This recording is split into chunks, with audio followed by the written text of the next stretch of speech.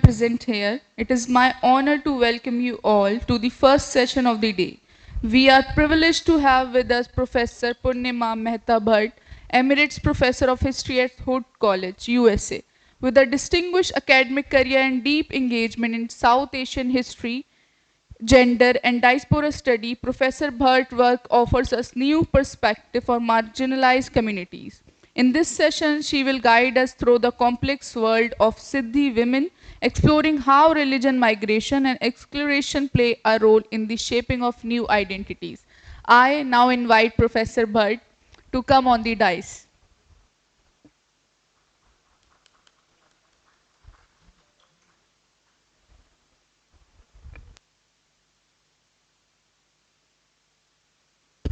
Hello. Stand probably. If I get very tired, the mic may go to me, echo to me.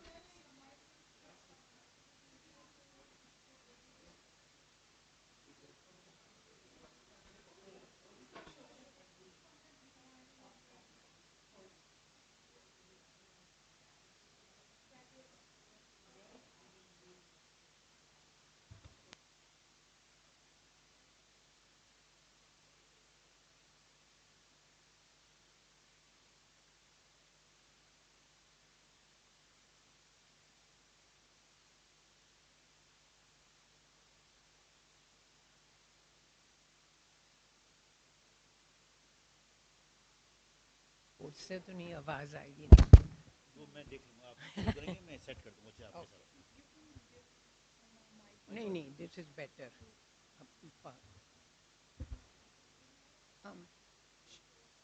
should I begin? Huh? Okay. As always, it's a pleasure to be back again with you. A lot of now I feel I'm not with strangers. It's very familiar. Familiar faces, not strangers, but friends. So I'm feeling good and comfortable here.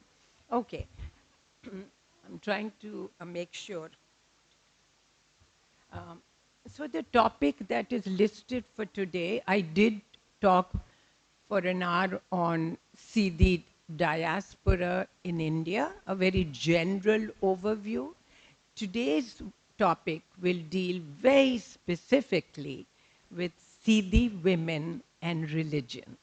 And so now we are sort of narrowing down on the subject of religion. I have no problem also you're asking me any questions even as I talk. I invite if you have a question, you don't understand something, feel free to ask me. So I've titled this An Exploration of Women in the African Diaspora in India, with special emphasis on their role in preserving religious traditions and identity, their identity formation. So I'm going to focus really on African women in the diaspora in India and their contributions to the preservation and perpetuation of African cultures and traditions of the homeland, meaning the African continent, and of course, the extent to which they adopted, adapted, and assimilated into Indian culture. So we talked about the fact that often diasporic people, assimilation is always selective. You take some things that are suitable for you and adopt them. And in other situations, you preserve what is absolutely valuable to you. And oftentimes that is religious traditions, customs, stories, songs, and dance. And we'll talk a little bit about that. this research, as I mentioned to you, is the result of field work that I carried out for my book amongst the diasporic African communities, especially in Gujarat, where I originally come from, and the use of archival and other sources on the subject. And I think this is important to share with you because I believe that the most exciting and the best kind of research is both a combination of fieldwork and also work in the library. So you want to combine the two, looking at scholarship that has already been done in the field. In my case here, there was very little information on the Sidi women. As always, the women are forgotten. Um, while the subject of the transatlantic slave trade, you understand what is meant by the slaves that were taken from the African continent and sent to the United States. You'd be amazed that it is now estimated that there could be as many as 11 to 15 million.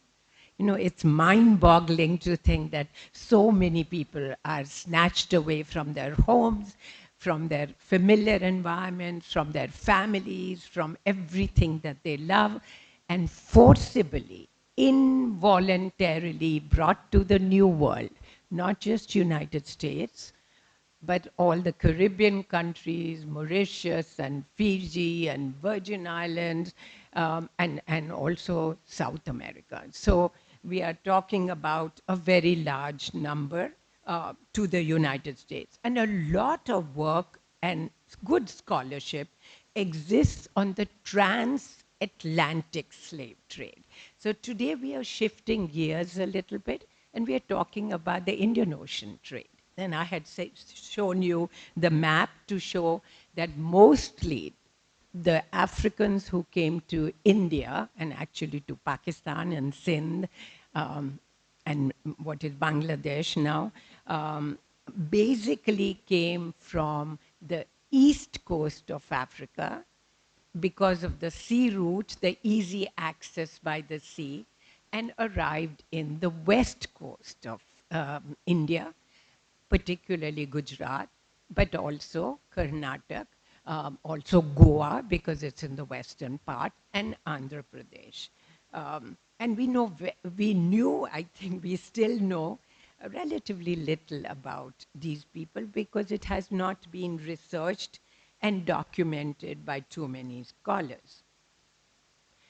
You may be interested to find out that this trade itself on the Indian Ocean, what we call the Indian Ocean trade, lasted nearly 1,000 years. So they've been around in India for pretty much about 1,000 years. And yet, sadly, women's lives, their experiences, their contributions remain neglected and totally overlooked, and they are marginalized. As I mentioned to you, the Sidis are known in India, depending on where they are, as Siddis, Shidis, and by many different names. I don't want to use the term Habshis because I consider it negative. Um, they came to India, and now I'm talking about women specifically, starting from the 13th century, really. They came as some of them as slaves, and this might interest you. It's not only the transatlantic slaves were brought from Africa to India also, as mercenaries. People came to fight as soldiers. They volunteered to fight for kings, for armies, whatever, as in return for payment, mercenaries or those who take up the job and come. Some came as traders, so they were not forced, they were not slaves. Some came as palace guards, guards for the palaces of the Nawabs or the rulers. Some came as musicians. They were renowned musicians, and Sidi music is very exciting. And others, particularly women, came as concubines, as wives to perform sexual services for the rulers. As I mentioned to you, their descendants are found in many parts of India and also Pakistan, Sri Lanka, and the Maldives Islands. But I will focus mainly on the Sidi women in India. It's unfortunate that the research on the institution of slavery and slave trade in general, as I mentioned to you, has neglected the experiences of the female slave, particularly. These women, with just a few exceptions, find no mention in the pages of history, despite the fact that they played a prominent role in the acculturation process, as well as the retention, the preservation of cultures from their original homeland. So they played an enormously important part, and yet they have not been given the credit. What we do know is that amongst the slaves, African women slaves, transported to India from the east coast of the African continent, there must have been Africans who were brought to India as wives and concubines to serve as domestic servants and to provide, as I mentioned earlier, sexual services. In my work, I strive to recover the submerged, marginalized, overlooked history of these women, the forgotten voices of these women. The written records that I could find also tell us, and this I found very interesting, that the price paid for a female African slave, the payment for the price that they fetched, was often greater for the females compared to the males. And you say, wow, why they're paying more for a woman slave? And the answer to that, if you think about, is very obvious. Women are valuable not only for their labor, but mainly also for their reproductive value. They will bring forth, because they produce children, they bring forth the new generation. They will contribute to the slave population in India. So they fetched a greater price. African female slaves were desired and admired wherever slavery existed.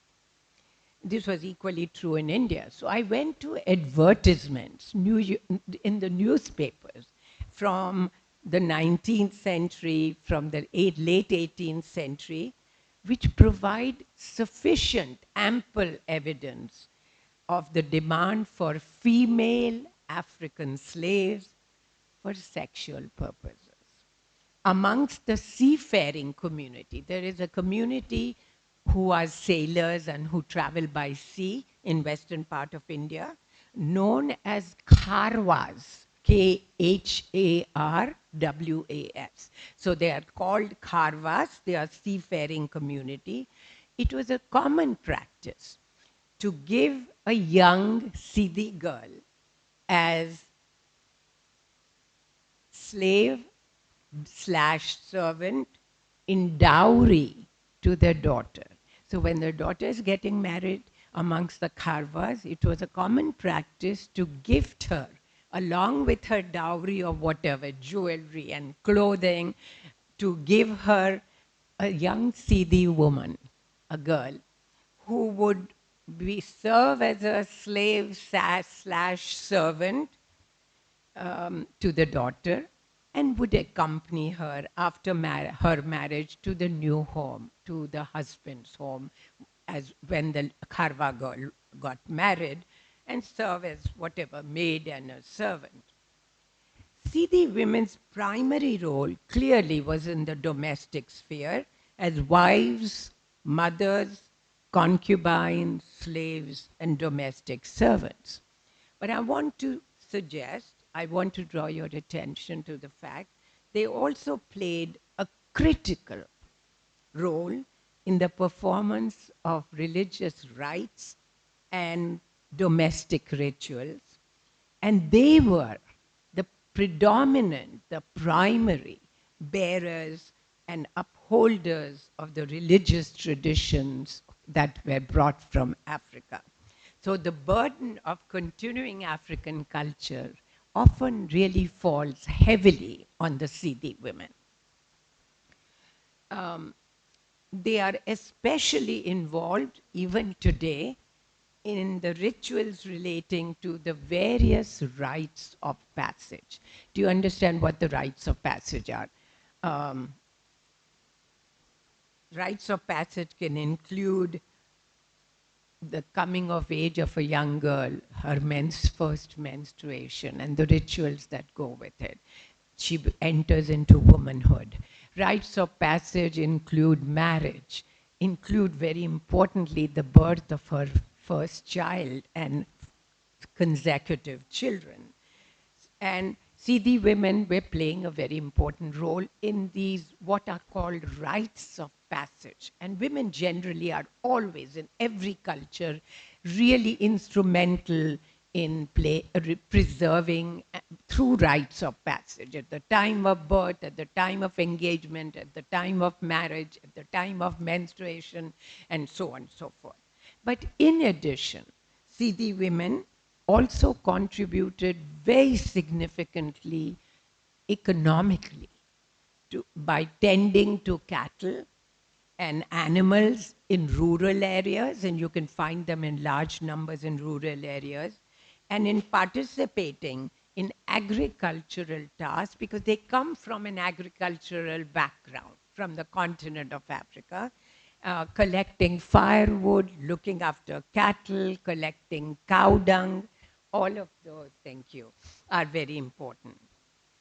As you probably are familiar, some of you are followers of the Islamic tradition, many of you, that social conflicts and social disputes amongst the Sidis are generally resolved by the Jamaat. Does the word Jamaat, it means something? Okay, which means the community council, the community together. And this was very true amongst the Sidis also. So we are beginning to see now that Sidi women are continuing some Islamic traditions, learning from the Islamic traditions that they find themselves in, particularly in Gujarat, where most of them are Muslims. But they are also, of course, and we'll talk about that, and they are dependent on the Jamaat for supporting that, resolving dispute, but they also borrow from, and we'll talk about borrowing from the traditions in which they find themselves. So in Gujarat, most of the Sidis converted to Islam, but you see glimpses of their borrowing Hindu traditions. And I was just fascinated. I would attend their weddings. I would sit down and talk to the old ladies. I would sit and listen to their music. And a lot of that is field work that is both exciting and useful. So I'm hoping that some of you will get inspired enough to actually go and do some work. Um, there are many institutions that the CDs have in their personal lives, like marriage, polygamy. Do you understand what polygamy is? A man taking several wives, multiple wives. This was true amongst the CDs also. Um, the CDs also affiliated with the Shakha or the Gotra or the lineage of her husband. And that's true for Hindu women. It might be true for mostly Muslim women also. You become a part of the lineage of your husband once you get married, the gotra of your husband. Um, but in places like Jafrabad, which was a royal state in Gujarat, it was only common practice for Sidis to marry into elite Muslim families. They didn't even marry other Africans. They married into elite Muslim families, thereby lifting up their social status, their social standing in society. women and religious observance. As I stated earlier, women played a vital role in religious observance. Women of African descent, like women elsewhere, have been the guardians, as I've already mentioned, of the religious traditions. Sidi women tend, however, to be more devout, more religious than their male counterparts. I'm not surprised. That is true probably for Hindu women also, traditional Hindu women. And they participate more actively in religious activities and prayers. They tend to frequent more than the men folk of the Sidi men folk, the dargah, for the tombs and shrines, and I would imagine you're familiar with that word dargah, for prayer and worship. Women also played a leading role in the Urs festival, which I'm sure again you are familiar with, and the performance of dance, devotional songs, sacrifices. As I mentioned last time, Siddhis believed that their founding spiritual ancestor, the one from whom they claim descent, is a leader called Baba Ghor. What makes the Siddhis different from the Hindus and maybe from Muslims too, I don't know, is that amongst the Siddhis, they venerate 11 male saints, most importantly, of course, Baba Ghor, but also 7 female saints, one of whom, of course, is Mai Mishra, the sister of Baba Ghor. So I'm I'm proposing, based on my work, I'm suggesting that women seem to play a fairly eminent role in Sidi religion, in promoting women saints alongside with the reverence or the veneration or the worship, the reverence for the male saints. In addition, as I mentioned, mostly it's my Mishra, Sidi women in Ahmedabad particularly, and I can't speak to all the Sidis all over the country, perform something, a ritual called Basti, Basti, Basti, and it's always performed, this ritual of Basti, during the month of Ramadan, which you are of course familiar with. During this time, they sing zikr. Zikr, does that word mean something to you? Accompanied by my Mishra rattles, bead rattles. So they change it a little bit. The music is very much more lively and more energetic.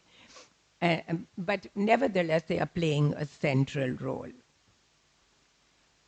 This, I believe, and I want to argue, that this prominent role that women as Sidi women are playing in religion, particularly in religion, and of course in economic activities, is really a strategy to empower themselves. Okay, when you participate in economic work, okay, we talked about women going out and getting jobs. In this case, it is Sidi women working to collect cow dung, to look after cattle, to help in agriculture.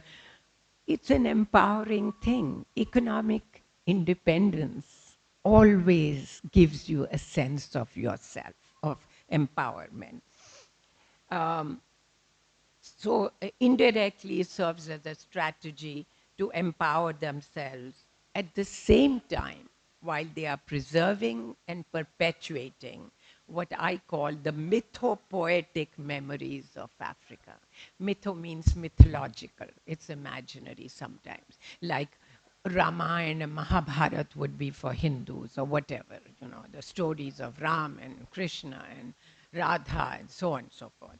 But they are playing a very important role, and they are the ones responsible for keeping alive the memories of the homeland, Africa, the continent of Africa, um, and the diasporic consciousness amongst themselves, but also the new generation, the younger people born amongst the Sidis. Sidi women reenact the memories of an African past through ritual performances, as I mentioned. One of the ones that, again, is very empowering that I want to mention to you, which you may not have thought about, is the ritual of spirit possession. Spirit possession. Does this ring a bell for you? There are women who claim that they have special talent, special abilities, a special capability and genius to exorcise evil spirits that enter into another person's body. And they are performing this role as a spirit medium to exercise. So if you behave in a strange and erratic way, what others might think is a little crazy behavior, if you tremble and shake sometimes and you talk in tongues, in other words, you're babbling and nobody can understand. In Gujarat, they say ke mata avi, not to see this so much, but the common terminology is ke ama to mata avi gai, meaning that she is possessed by the goddess. And the only way to, to help her, to heal her, to make her normal, to restore good health, is to bring in a medium who will perform all kinds of whatever rituals and cleanse and push out the evil spirit from the body and whatever of the exorcised person. And and you know what this does? It would give enormous power to a woman. What a medical doctor is in the 21st century. So yesterday I'm complaining my back is hurting very much. And I'm thinking, okay, I go to Ahmedabad. After I finish my duties, I'll go to Ahmedabad. I have 2 days. Can I go see a good doctor who's going to help me get better before I go to the US? Amongst poor people, often what I have, I didn't have. I was not speaking in tongue, mata noti avi, it wasn't possessed. But the reality is for them, this is a form of medical practice. And the Sidi woman is their local, I don't know what to say, witch doctor, but an important doctor who is helping them get better. And I think this is an enormously powerful. I got so excited about this subject that there is every year an annual conference in United States called the Conference of South Asian Studies. And I wrote an entire paper based on my excitement about possession, on spirit possession amongst women. And it opened up really all kinds of exciting things for me, that women find power in many different ways. Okay, you don't have to be a prime minister or a member of parliament or something, or principal of a college or a women's college faculty. Hey, if you can help possessed people become normal, you got power, a different kind of power, but you got power. So during the course of spirit possession, women serve as mediums, and indirectly it's a strategy to empower them, at the same time continuing African traditions. Um, Another ritual that that they perform, this is a part of the spirit possession, is what I call Matavi. Okay, that the mother goddess has taken control over you amongst the Hindus, amongst the Siddhis, and I don't know if it's an Islamic word, maybe not, an Urdu word. It's called Valgad, Valgad, Valgad, or Vai, Vai. But it's the same thing involving rituals. Amongst the Siddhis of South Gujarat, the onslaught, the coming beginning of menstruation for a young girl who is entering now her status of womanhood, is also something that the Siddhis have continued, borrowing from both the Islamic tradition and the Hindu tradition. Now, it's hard to know what the African tradition, I should know, I'm an Africanist, but what I saw amongst the Sidis is much more a borrowing at the time of coming of age from Indian tradition. In this case, Gujarati, but it may be very similar to in other places. In Gujarat, amongst the Sidis, it is referred to as Odhni Odhna, put wearing the scarf around you. So when the girl comes of age, um, she dons a headscarf, meaning she's now an adult, she's a woman. And this they are borrowing probably from Islamic tradition, but in some ways from Hindu tradition also. Another borrowing from Indian tradition, which some of you may or may not be familiar with, is called Cheti Beti. Cheti Beti. Okay, Beti word, you know, sitting down. Cheti means sitting in a corner. A little unfortunate, but when she first begins menstruating, she's made to sit at a distance.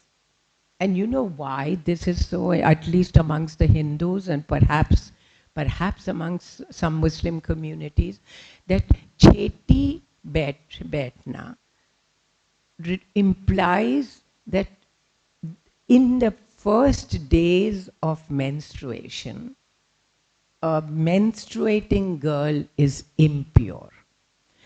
When I thought about this, I said, oh, something clicked for me. Huh?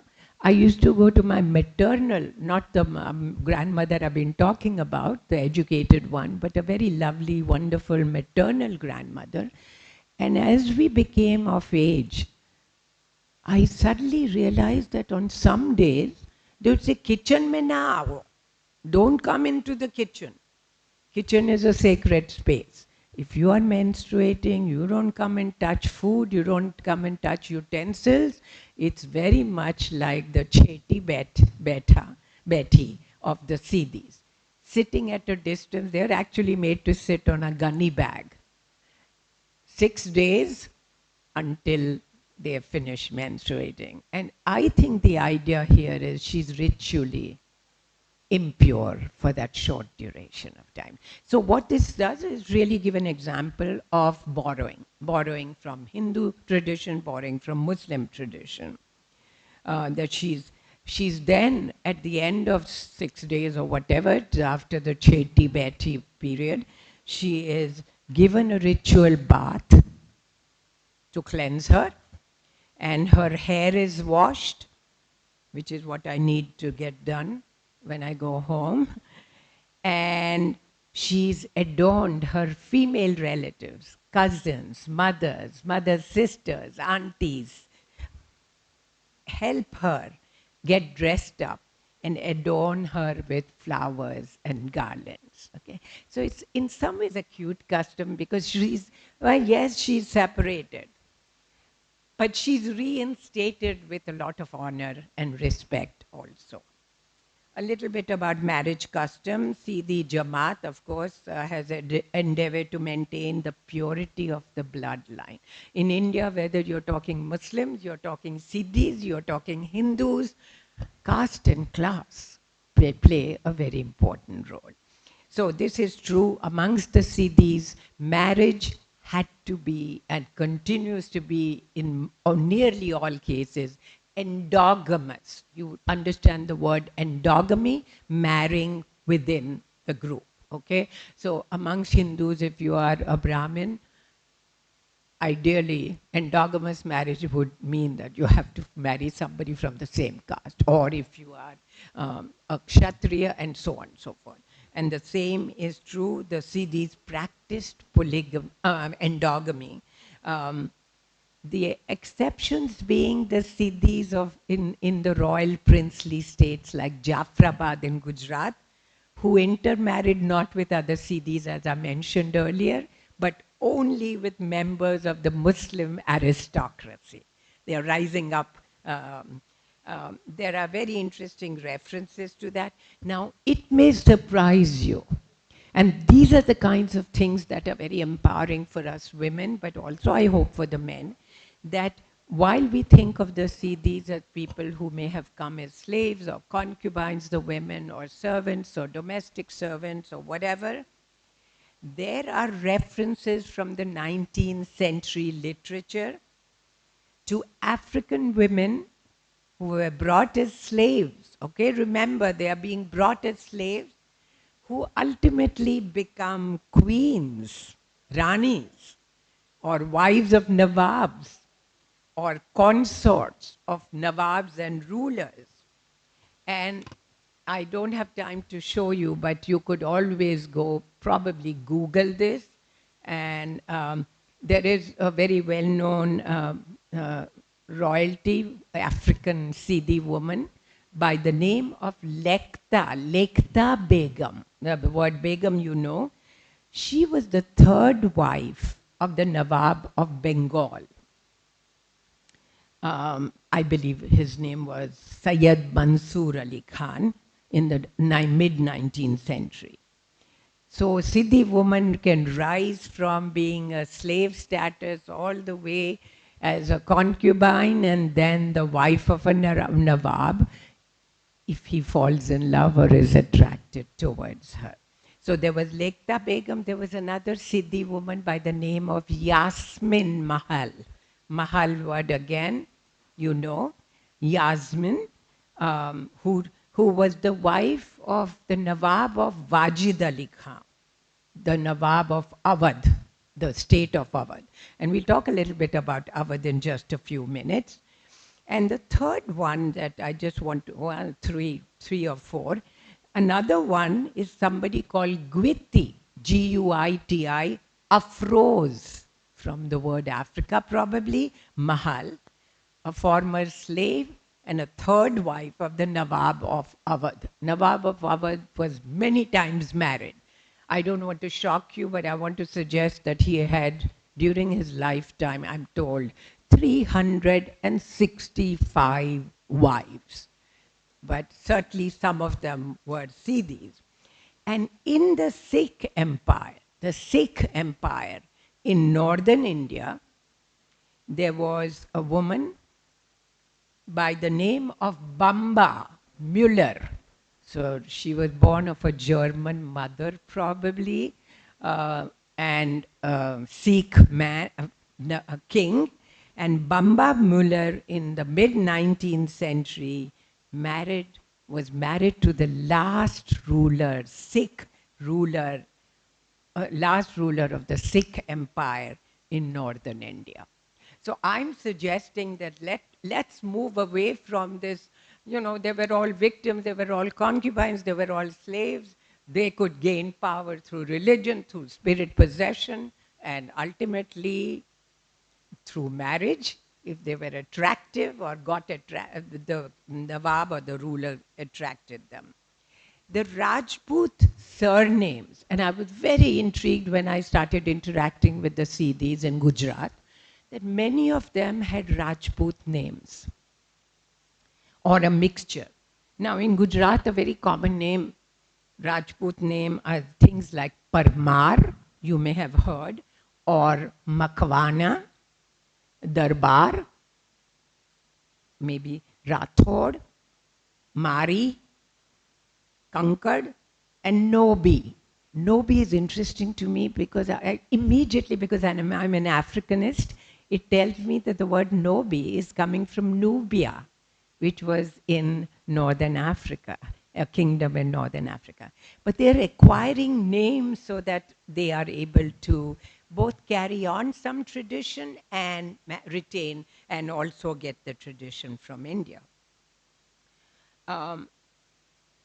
Sidis today link themselves, particularly the one on the seafaring communities in Gujarat, in the western part of India, link themselves with Muslim Nawab family. So their surnames are like Miyawa, familiar maybe to you, Jamburi, from the place Jambur, where there were a lot of Sidis, Vajuguru, Mandida, Badshah, you would immediately recognize the word Badshah, Soibi, Badran, Naubi, Mazgula, and Murugasat. I mean, so they're taking give and take, borrowing from here and borrowing from there. Another practice amongst the Sidis, probably borrowed from both Islamic, Muslim tradition or religion, and certainly Hindu religion also, is their adaptation of these customs. Many of them I know is familiar with in Hindu religion prior to the marriage. Now, many of you are not yet married, but I don't know if you'll go through with this. Prior to the marriage, amongst a lot of communities, there is a ritual known as Pithi Cholwa in Gujarat. Okay, Cholwa means to rub. Okay, to rub, and Pithi means turmeric. You understand turmeric? Haldi. Okay, now you know why there's rub haldi on the young bride to be the day she's getting married. Keep that in mind because my next lecture is all about related to that.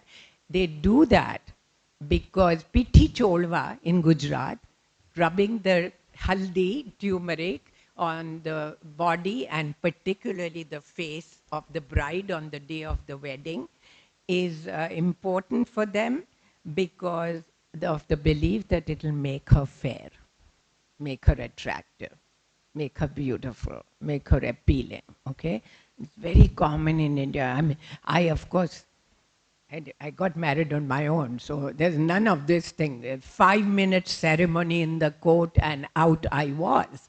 But, and I was also a very poor student. I didn't have the money for proper rituals and this and that. I've had no regrets about it. But thankfully enough, nobody forced me into PT Cholwa because I would have hated. But I remember my husband, my brother-in-law, my husband's older brother's son. I happened to be in Gujarat in India when he got married. And I was so shocked because the bride was sitting there from 3 hours. Somebody was putting haldi on her entire body. Anyway, she's fair. Anyway, brides are attractive. Why in the world are you trying, the family trying to make her fairer, and to what? So that she will be attractive to whom and why? You know, if she's a good person, I would hope that. But P.T. Cholwa and Sidis have followed this also. They accompany P.T. Cholwa by singing of marriage songs, common in India. And on the appointed day of the wedding, the groom's wedding party. When I was leaving the hotel today, there was a wedding party going on. And I was so fascinated. I'm glad the driver came late because I wanted to watch it. You know, I'm an anthropologist also. I wanted to observe what's going on here. And oh, the clothing. I felt like a pauper in my clothes. But anyway, on the day of the wedding, the groom's wedding party arrives in a procession to the bride's home, very much what you're familiar with, and is accorded a warm welcome. Are Baba, they have to do this, accompanied by the beating of drums amongst the Sidi. Very loud drums, but very wonderful. You know, it's like jazz music. Beating of drums and the use of air blowing instrument. I don't know what to call it, but it makes a big sound. They are treated to refreshments consisting of tea and snacks. Fortunately, I don't have to get married to, I get tea and snacks without having to go through this ritual at here, my host. They are treated to refreshments, tea, snacks, and a welcome known as samaya. Is that word familiar in Arabic, Urdu, or no? Or it may be just a Sidi word, I don't know. Then the Muslim priest in Gujarat, according to Islamic tradition, he does nikah padna. Does that ring a bell? Okay. I don't even want to try to describe what you know better than I do.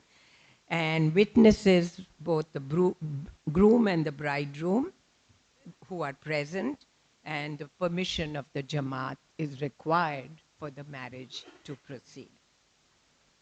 Pregnancy, again, they are borrowing from Hindu-Muslim tradition. I don't know the Islamic tradition so well. And I, for one, when my daughter was born in America, had no tradition whatsoever. but there's a wonderful, interesting ritual. I'm sure some of you have heard and seen this. Called in Gujarat, it is called khola. Khola means lap. Okay, if I'm sitting down, khola means my lap. Bharna, to fill the lap with your lap, the bride's lap, with all kinds of goodies, nice clothes, nice jewelry, nice things, so on and so forth. Maybe it's called Simant, I don't know, when the wife is given gifts and ritual feast takes place. And this is true also when, particularly when the newborn is, a child is, when she gives birth to the newborn child. For the Muslims, the child is a gift from Allah. And on the third day following the birth, the family and friends come to visit the newborn and the mother, bearing gifts for the mother and the child. On the sixth day, it's called Chatti, sixth. Chatti in Gujarati is sixth. The child is given a name. The borrowing of certain Hindu customs or maybe even Muslim customs, and the adoption of various customs. The Siddhis are also using many terms that I could identify with knowing Gujarati. Things like dikro. Dikro means son. Or fua. Some of you might be able to identify with fua, husband or father's sister. Or gharwali, okay, wife. Kaka, uncle. They're using all these terms. Um, there are some very um, interesting customs that they follow. When a when a child is born, it is given a ritual bath, and they give the ritual bath using the water from the sea, from the ocean. Remember, we are talking communities in western part of India, Gujarat, Goa, so on and so forth, all near the sea, near the ocean. So women go to the ocean and come back with a little container, okay, a little pot, a brass pot of the seawater, um, carrying the water, and they are singing songs and whatever. Interestingly, the songs are both in Swahili, which is the East African language which I learned and now have sort of forgotten, and Gujarati, a combination, an assimilation, an adoption of the two cultures, one from which you came and the language. And they sing songs which are in Gujarati, which I see a lot of Swahili words I identify, which says Allah Malik Dangora. So there may be some Swahili words there. Darye. You understand the word darye? Going to the sea. Darya means the ocean. Darye Jaja Dangora. Ghadili Av Dangora, bring something. Bal Navrao, bathe the newborn child. Bal Navrao, Gujarati word. Bathe the child in the sea water Dangora. Allah Malik Dangora. A mixture of three cultures here in the language. Swahili, that is African, Gujarati, and Islamic traditions also in Gujarati. This reflects the borrowing from, as I said, in the folk songs of the Sidis also.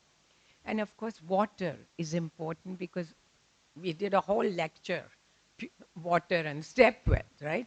But for the Sidis, like all peoples everywhere, water has a purificatory effect. Okay. From the above discussion of mine, it is obvious that the Sidi social customs and practices, and this is the important part, represent an amalgam, a mixture, a blending, and the assimilation of Hindu and Muslim traditions with the traditions brought from the African continent. Very exciting to be able to. The process of acculturation is going on in the community. They are borrowing from mainstream society, from African, and what it makes them unique, of course, is the importance given to female saints, which we don't always find in, at least in Hinduism. All of these rituals are a way of a vehicle for remembering and honoring the women of the African diaspora. Um, So I'm going to jump a little bit. I just want to mention a couple things that are going to surprise you, and then I'm going to wind up because I'm looking at it. I believe I started at 11:15, and I should end in 1 hour. And I want to show you 4 slides before that. Um, it's evident from the discussion above um, that there are a lot of African survivals amongst the Sidis. The historical records don't end there.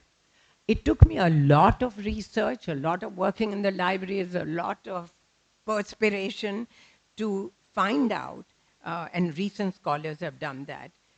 We are shedding new light on the subject of Sidi women or African women, not just only as slaves and concubines.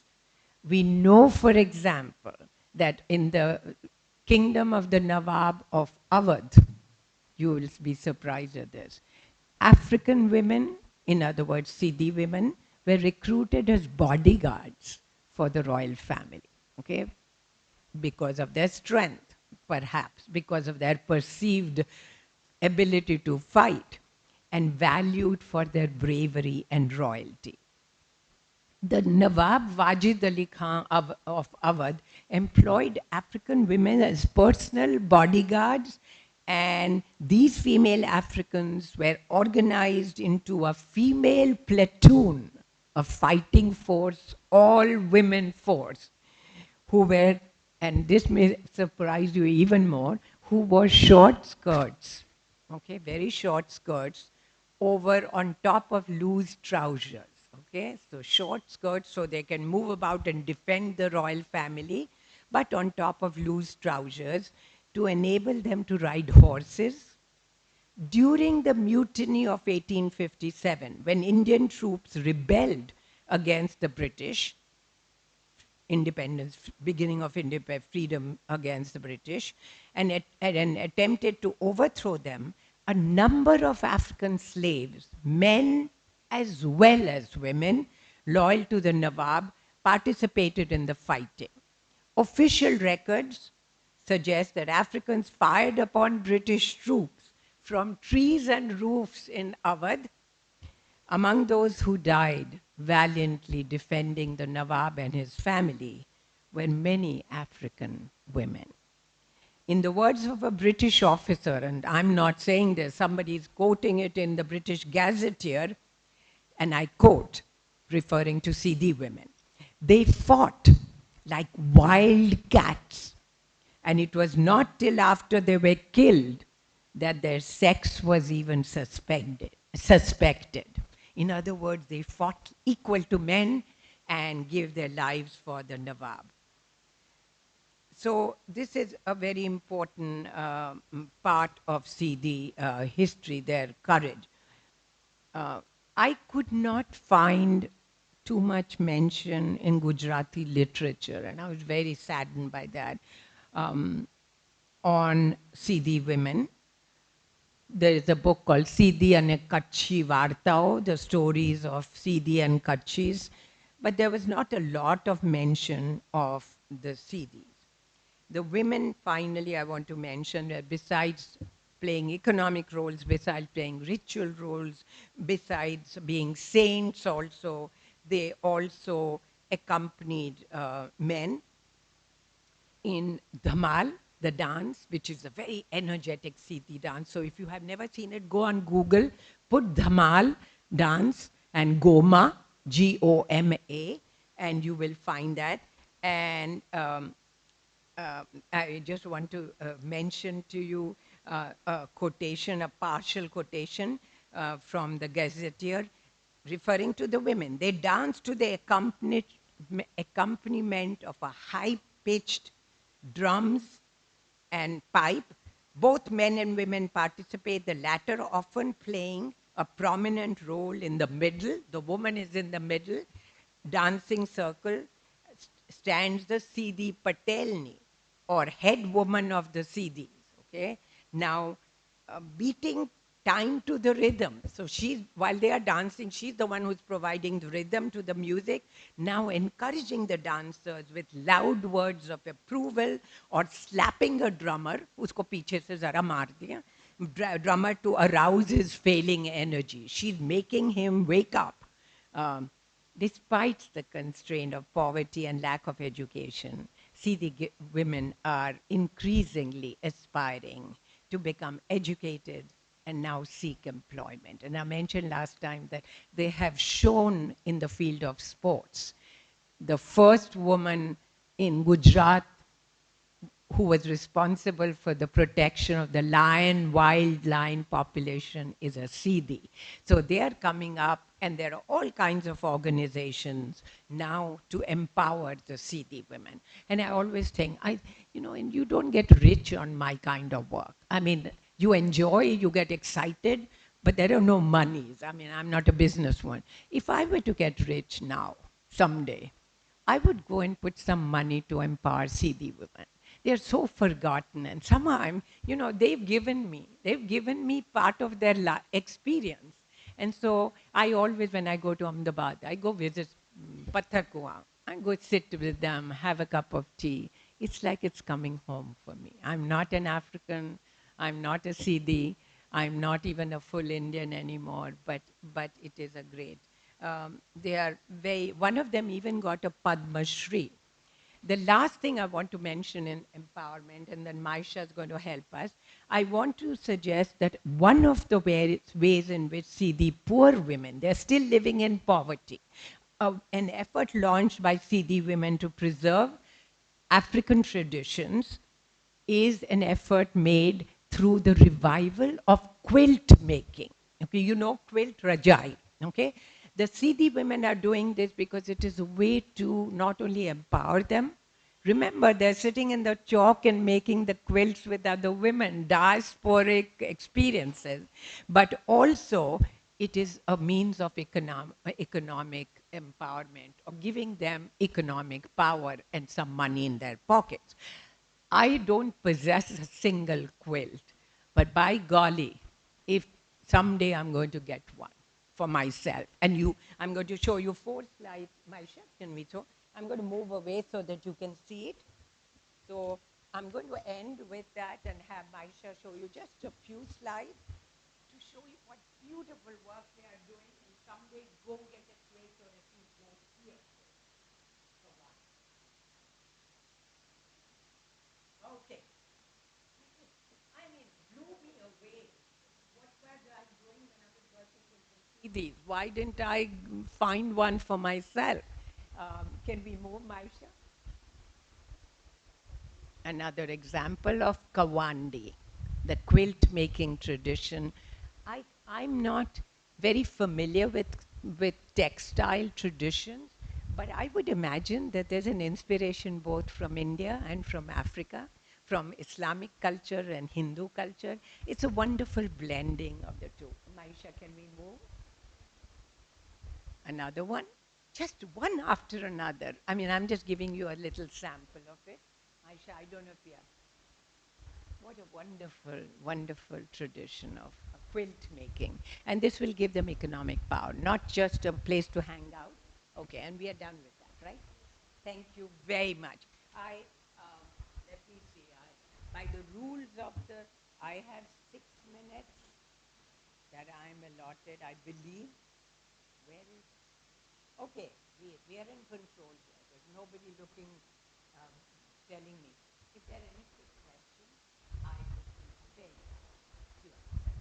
Go study those from Karnataka, those who are from Goa, those who are from Andhra Pradesh, those who are from Gujarat, those who are from Sindh and Pakistan, Bangladesh and Maldives. Go study people. They are the forgotten. Bring them into the limelight. Bring them into the spotlight because they deserve that. Thank you very much.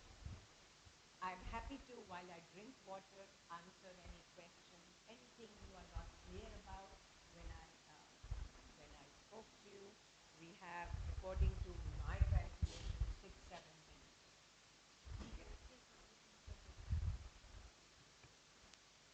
Did little bit of sense about how these are diasporic women also. Okay, so connect that to our earlier discussions of assimilation and acculturation and borrowing, loneliness. I didn't dare ask them about loneliness. These are people who have been there for 700 years, right? I mean, the generation to generation. Yeah. Okay. So, of course they must. And when I asked them, I said, what do you, how do you see yourself? What is your identity? I talked mostly only to the women. Okay, I found it much easier to do that. And they said, well, we remember the homeland. We are nostalgic for the, but if you've been there for generations and generations, all you have is what Bhabha said is imaginary memories, okay, imaginary homeland. So, but they're keeping alive through song and dance and quilt making and music and certain religious practices. Like they are keeping alive African traditions at the same time borrowing and adapting. Any questions? Don't feel afraid to ask, or if I didn't clarify something, I am here to answer whatever question you may have. Do we, I don't know what the etiquette is. Um, and it's not just adaptation from African traditions, it's adaptation from Hindu traditions. If they find themselves in a Muslim community, they adapt to Muslim rituals and so on and so forth. It's a lovely ability to assimilate into whatever culture, tradition you find yourself in. Sadly, at least in Gujarat, and I'm sure it is true everywhere, either because of racism, color prejudice, or simply because people don't care about studying other people. These are neglected. In Ahmedabad, where I'm just still an outsider, I go there only once a year, and there's, my family used to once live there. If I take a rickshaw and I say, take me to Patharkua, to the, they don't know. These are people who've grown up, born and brought up in Gujarat, in Ahmedabad, but they have zero idea that there's a whole community out there of the Sidis. So in some ways, it's like the African blacks, in small numbers in the Caribbean or somewhere else. They're just sort of pushed into, occasionally when I'm taking a rickshaw and I see the rickshaw driver, and I'm always looking, basically I'm interested in human beings. I'm looking to see what the driver looks like, what his face is like, what his features are like. And of course, I know I'm an Africanist. I've spent time doing field work and I go back to the continent very often. And I will say, Aap Sidi Badshah ho. And he will turn around and stop the rickshaw because he has never had a rickshaw passenger who actually can identify him and then respect him and say, you are a Sidi Badshah. So they're driving rickshaws, they're doing manual work, but they're an interesting community. And there is in India so much work that is fascinating. You are lucky you are young. I'm angry that nobody taught me these things when I was 18 and 20 and 25. All I learned was ancient Indian history and then Chinese history and then Japanese history and then language. I would have liked to do things like this, but somebody should have mentioned to me. I never really encountered. The field of anthropology is very relatively new. I'm trying to use polite words, okay? Relatively new, and it's not given the importance that it deserves. So, if out of all the people who have come over the last 5 days, I'm feeling now 5 days. It's a lot of teaching, by the way, and I sympathize. It's more work for you to have to listen also. It would be worth my while if just one or two of you went on in your career sometime in your life and just study the people who are otherwise neglected. Thank you very much. I think we made it to 1 hour. And I don't know, Maisha, now I'm supposed to go. Do they get a break or no? They get a break? These people? Please find out, tell. If they are tired, then give them 5 minutes to get free of butt and her talking and move about a little bit. I don't know. I've got to listen to ask Sadaf ma'am.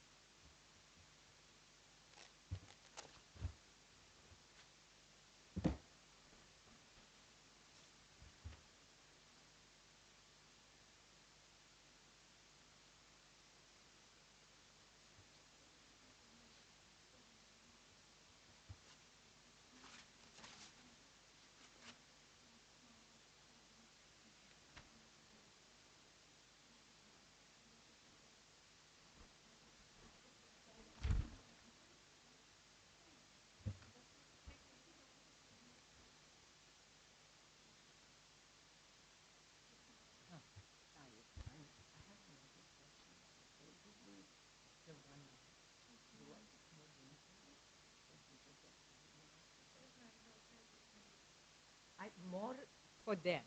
I have to be here. I will teach and then collapse. Then you can lift me up and take me to my room. Um,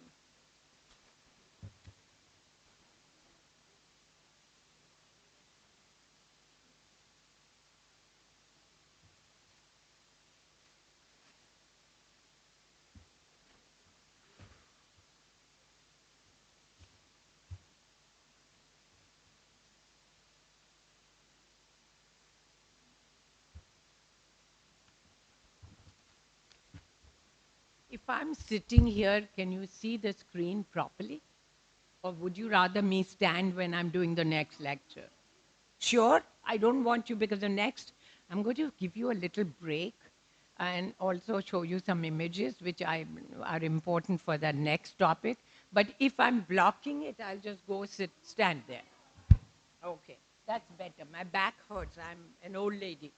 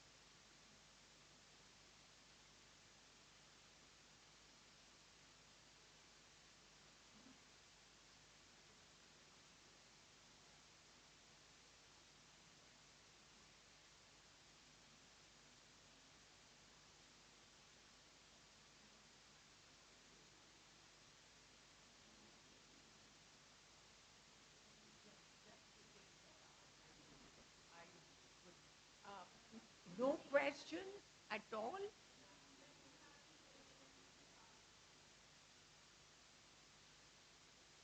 Sidi women will feel very sad that you are not thinking about them, that you're not asking a question about them.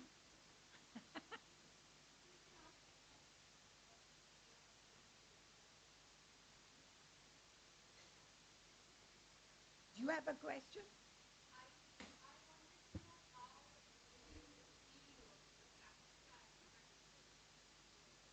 Okay. Oh, Sadaf is here. Um, for the CDs, not for my work in Africa itself, but Africans in India. Basically, I just introduced myself. I knew nobody in the CD community the first time I went there.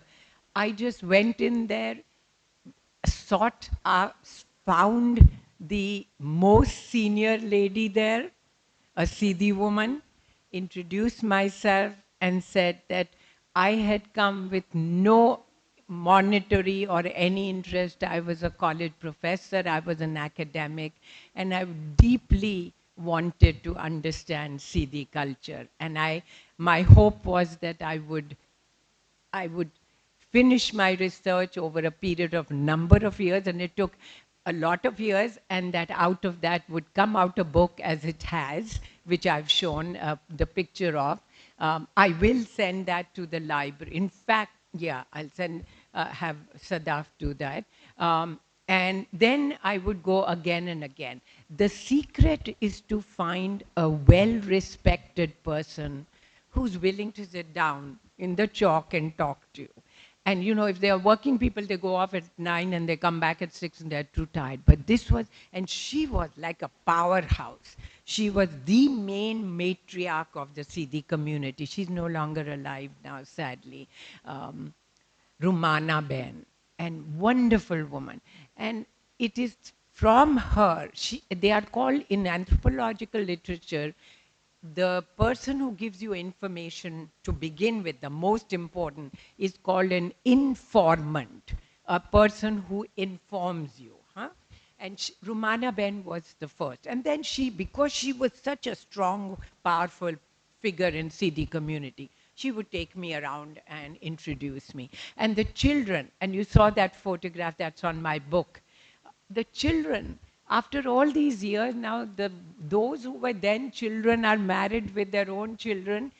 And when I go back every year, it's like going home for me. It's like returning to a familiar, to meet good friends. It's a lovely feeling when you do field work. And I hope some of you will have the experience because it's so thrilling. Maisha? And I will, if we are doing Dying to be White slide, huh? Can you sit down so you don't have to, huh? Where is Sadaf, ma'am? Start off with the next one, huh? Okay, and tell me, yes.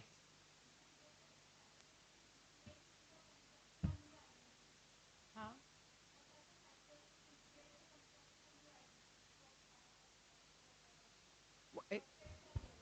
Um, okay, and there's so much I'm not able to. You were talking about Sidi women in terms of, it's a very mixed identity.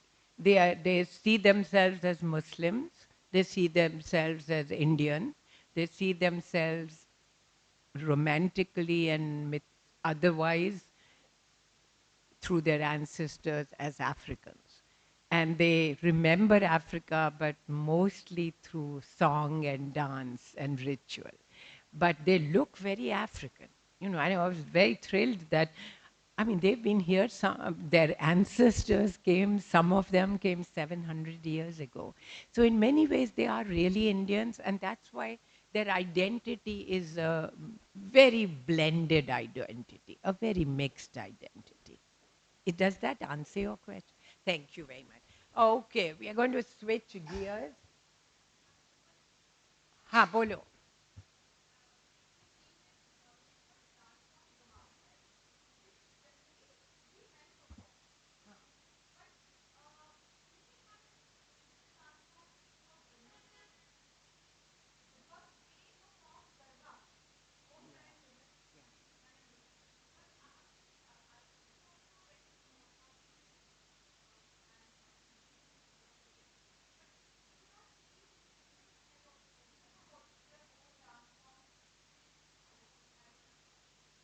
Okay, a very good question. The answer is I don't know the answer. Okay, I saw, and you know, that's why there's always gaps in research. During my experience, I did not see exclusively Sidi women's dances. Songs, yes. Rituals, yes. Dances, no. But the British Gazetteer of 1844 describes the Sidi woman, the Patelni, the leader, standing in the middle and beating the drums and beating the men if they are falling asleep or getting tired. So she's a leader there. But I think I need to check on this. I'm not able to. Okay? Um, doesn't matter.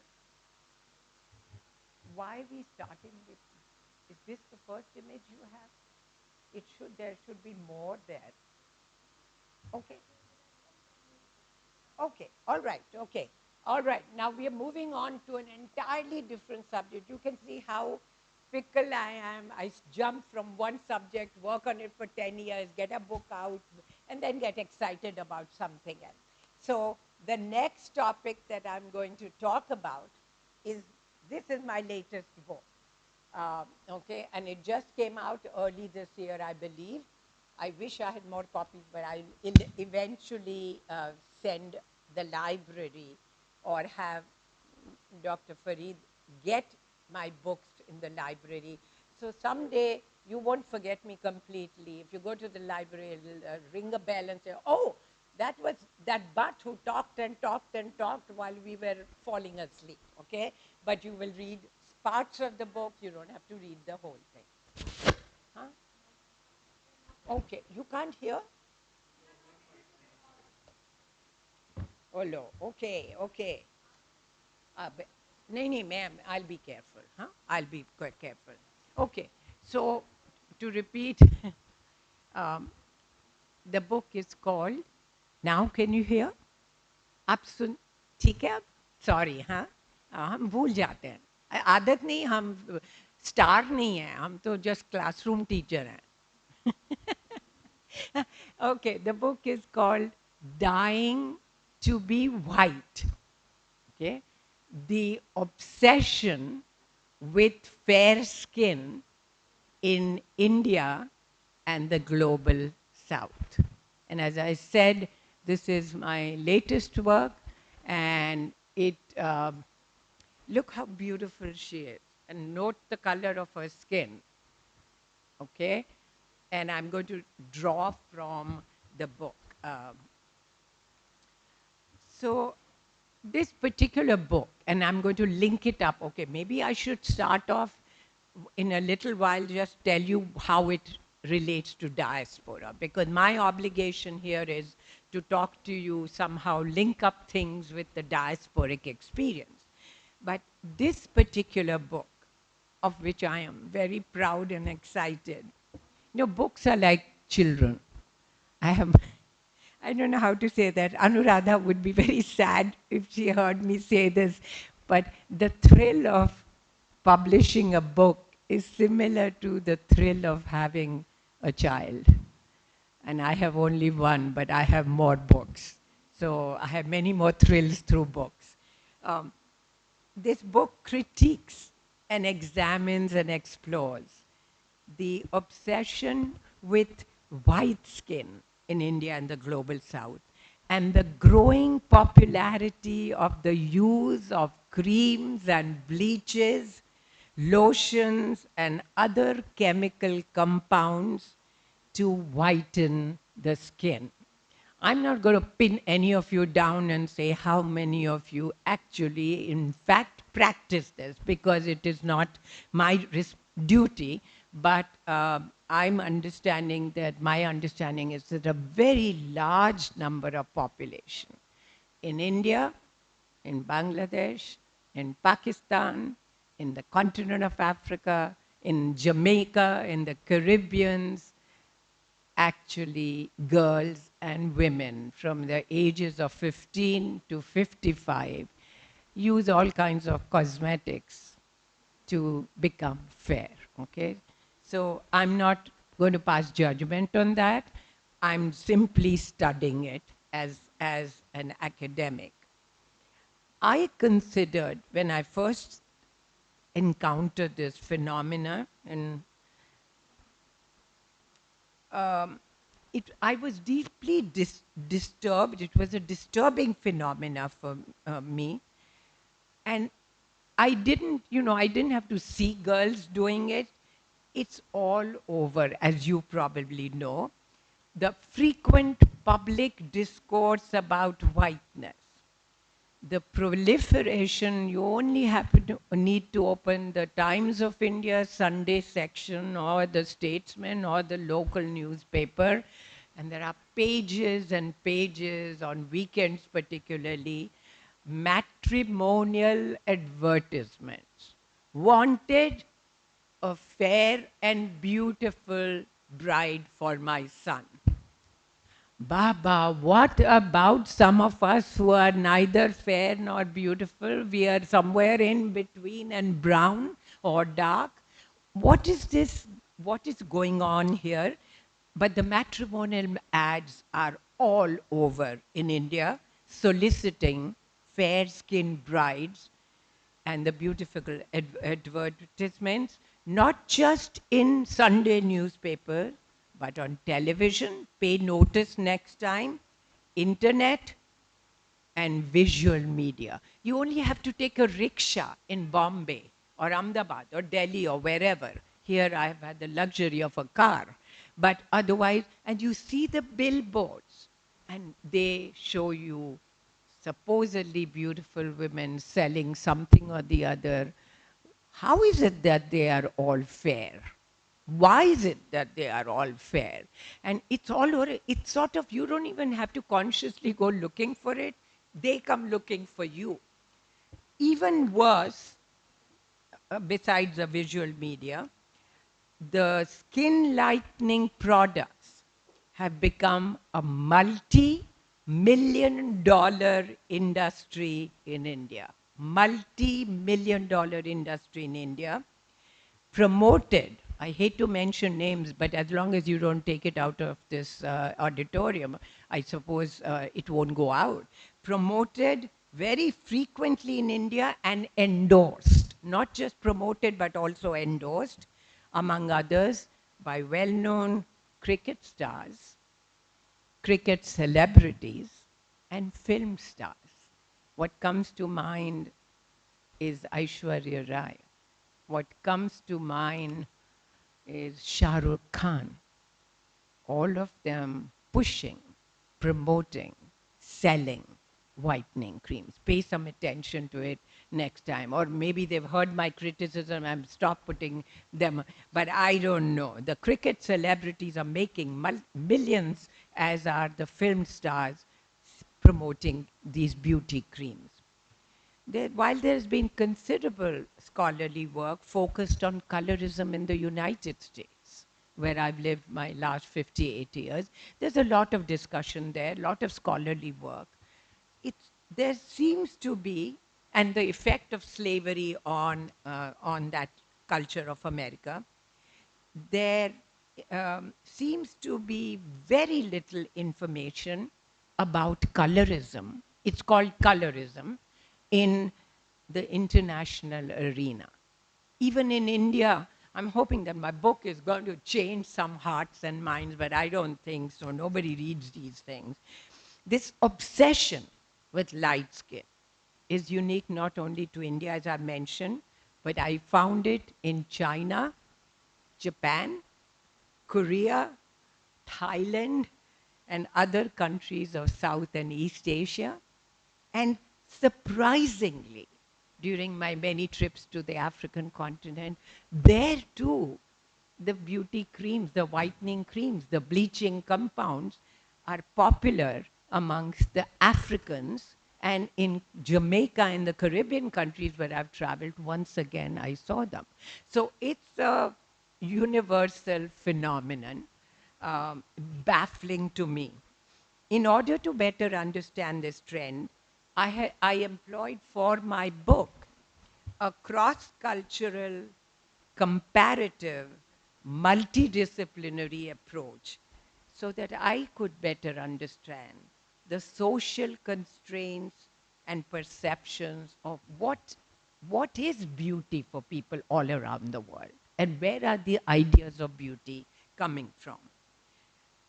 This entailed both to understand the historical evolution of what is called the beauty construct. You know, how did this originate? I mean, this business about, um, and I wanted to trace the origins of fairness and its equation not just with beauty. If it had stopped there, I would have felt a little better. But in a lot of these cultures, fair is pure, dark is impure. Okay, pure and impure, good and clean. That which is fair is good, that which is dark is considered unclean, and beautiful and ugly. Okay, so I decided that this would necessitate the origin, by studying the origins of fairness, all the way back to the beginnings of Indian history. And this, of course, you know what it did? It allowed me to bring into focus my own background in ancient Indian culture. But I had to really study the where, how, and when, and why, and in what manner people started thinking about fair as beautiful, and fair as pure, and clean, and good. So I had to go take it back. I had to look at the Sanskrit documents, Sanskrit records, all the way back from the early invasions of the so-called Aryan-speaking peoples into India, 1,500 before the Christian era. So we are talking something like 2005. I'm pushing my research, or had to, taking it back all the way to the beginnings of Indian history, the coming of the Indo-Aryan so-called peoples, 1500 BC, and then the subsequent incursions by the Greeks, the Persians, the Central Asians, the Afghans, the Turks, the Mughals, and more recently the British, the Portuguese, the French, the Dutch, and the Danish. Okay, it's a whole lot of work here. In my book, my research involved three types of evidence: historical and literary, from literature. Literature was a very important part of that. Religion, because I thought religion would also give me some insights. And art history. And that's why I've got the images today, because I thought a visual documentation will help you. I went back to the Ramayana and the Mahabharata. I also explored the Sanskrit classical poetry of Kalidas from the fourth and the fifth centuries of the Common Era. Kashmiri poet Bilhan from the 11th century, which narrate, and the love poems of Jaydev, whose masterpiece some of you may have heard about, called Geet Govinda, from the 12th century, which narrates the love between the dark-skinned Krishna and his passionate love for his beloved Radha, who was fair-skinned. Okay? Other literary texts also I used. A very important one is the Kama Sutra, the manual on love, and then there are several other kinds. Um, Thus, religious, literary, and poetic sources all were explored to shed light on our attitudes and the origins of skin color and prejudice in Indian society, or in society in general. The difference between white and non-white has been cast in many cultures, as I said, as the dichotomy, as the conflict between civilized and barbarian. The idea being that the white is equated with that which is civilized, and the dark with barbarian, primitive, backward. and of course, the difference between pure and impure, as I mentioned, dirty and clean, degenerate and evolve. There can be little doubt that whiteness is created by human beings. It is a social construct. It is not a genetic thing. You're not born with preference for this color or that color. It is a result of society's influences. Is a social construct. Um, and therefore the construction of whiteness is inevitably charged with manifold ambiguities and contradictions. Since the desire to be fair is prevalent not just in India but also in countries of South and East Asia and the African countries, one may ask this very important question, which I started off with: is this longing for whiteness, this desire to be fair, this craving to be white, the result of colonization and imperialism? Okay, the logical thing would be, of course, we were ruled by the British, the Japanese, the Chinese, the Africans. Um, we had colonial masters who were fair skinned and light skinned. So, is the origin of it really to be blamed on colonialism and imperialism, or did it really originate much earlier? Um, I think one has to, in order to be fair, acknowledge that while it got intensified, this obsession with whiteness, the desire to be fair, after the coming of colonialism and imperial rule, the origins of it really go back much earlier in Indian history, and to a great extent, they are influenced by caste, class, race, and gender. And all of those are important in shaping these attitudes pertaining to skin color. So while we want to blame the British, they are not the only ones. They came much later. We've really got to go back to the beginning. The Aryan invaders came 1500 BC, already in Sanskrit, the classical language given to us by the so-called Aryan-speaking people. The term for caste is varna. Okay, some of you familiar with this term, V-A-R-N-A, varna. It's, it is the same term that means social class or caste. Okay, so instantly we can say, Varna, the caste system, as early as the coming of the Aryan invaders, for them, caste was equated with color. Those who were the conquering caste, in this case the Indo-Europe, Aryan peoples, speaking peoples, versus the ones whom they defeated and conquered and, and subjugated, known popularly in Sanskrit as the Dasyus. And the word Dasyu also referred to the dark-skinned people, the slaves who were. So it's a very important word in Sanskrit, the equation of Dasyus with slaves and dark people.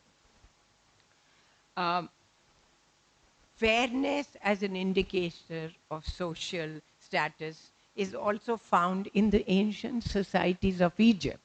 So I took myself off, or managed to get myself to get a grant to go to Egypt. I always wanted to see Egypt and study Egyptian civilization. And in the Egyptian royal paintings on the walls of Egypt, I saw the same thing. The upper classes, the aristocracy, the queens and the kings, all portrayed with light skin, and the farmers, the workers, the laborers, slaves, all of them with dark skin, white and black, caste, upper caste, and lower caste. So it's not unique only to India. In Egypt, for example, uh, we encounter the term and it's not important to you, Nafr, N-F-R, Nafar, which translates into fair and beautiful, immediately evoking what we are talking about about India. In Egyptian tomb paintings, as I said, the laborers are always dark skinned. The slaves are always dark skinned, and the royal aristocracy always shown with fair skin. In Japan, the same case. Okay? Have you ever wondered, sometimes just for fun, and this course doesn't really deal with Japan and China, we are talking about Indian diaspora, but I just wanted to hint to you that in Japan, during the last several centuries, the Meiji period, the Tokugawa period, it doesn't matter, you don't have to remember them, um, the courtesans, the ladies of the court, the geishas, maybe some of you have heard the term geishas. They are not just prostitutes, they are upper class courtesans. They provide entertainment, perhaps sex, but they are very highly respected in society. All of them, even today, I was so shocked. Even today, the geishas put white powder. They go out in public always with chalk white powder on their faces. I found the same thing in China, where women were putting, and the Chinese, ancient Chinese have a saying that if you want to be fair, you should drink 3 white soup. Don't ask me, they probably are made of some vegetables, all of which are white in color. You know, maybe squash, maybe cucumber.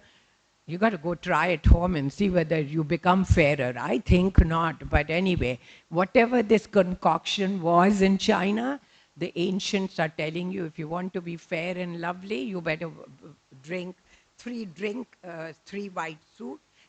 And even more surprising, the Chinese traditions say that in order to achieve whiteness on your skin, you have to have a concoction of grind up pearls from seashells.